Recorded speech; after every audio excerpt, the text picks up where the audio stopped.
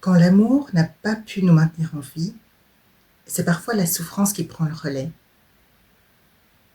Pourquoi est-ce que certaines personnes restent dans des relations qui les font souffrir et pourquoi, même quand elles rencontrent des personnes bien, elles ont peur d'être heureuses?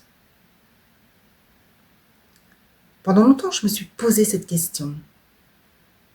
Et aujourd'hui, je voudrais vous partager ma réflexion qui a profondément changé mon point de vue par rapport à la souffrance.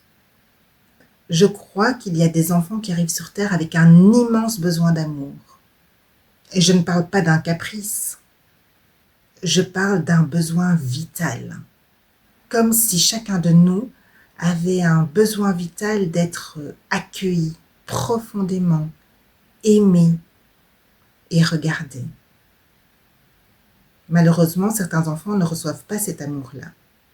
Pas forcément parce que les parents sont des mauvaises personnes, mais ce sont des personnes qui eux-mêmes n'ont pas reçu cet amour. Et donc, ils donnent ce qu'ils peuvent en fonction de leur propre histoire. Alors l'enfant fait quelque chose d'extraordinaire. Il survit. Son corps continue de vivre, son cœur continue de battre, il va à l'école, il grandit, il devient adulte, mais à l'intérieur, quelque chose se dessèche, comme une terre qui n'a jamais été arrosée.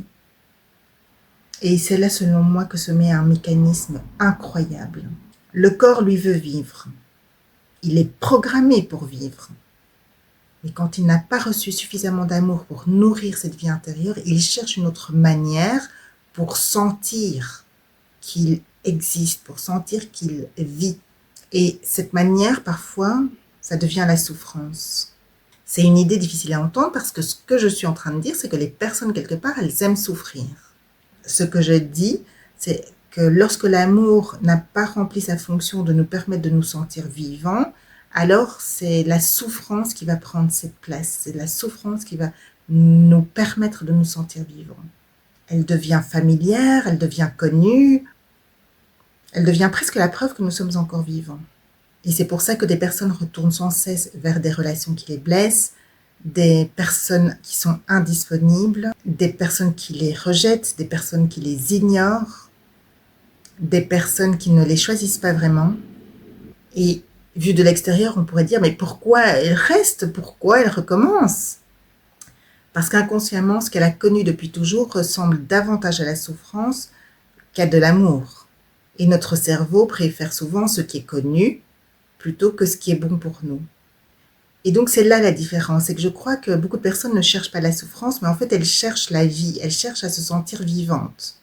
Simplement, elles ont appris que la vie passait par la souffrance. Et c'est là, selon moi, que commence le travail de guérison. Pas seulement apprendre à quitter la relation toxique, mais apprendre petit à petit à ce que l'amour devienne un nouvel espace de sécurité, à découvrir qu'il est possible de se sentir complètement vivant sans avoir besoin de souffrir. Parce que tant que les souffrances sont notre manière de nous sentir exister, nous continuerons à la recréer sans cesse et sans cesse pour avoir cette sensation d'exister, même sans le vouloir. Mais le jour où on découvre qu'il existe une autre manière d'être vivant, alors il y a quelque chose qui commence à changer. Donc, la vraie question, c'est peut-être pas comment arrêter de souffrir, mais en fait, comment réapprendre à vivre? Comment réapprendre à vivre autrement?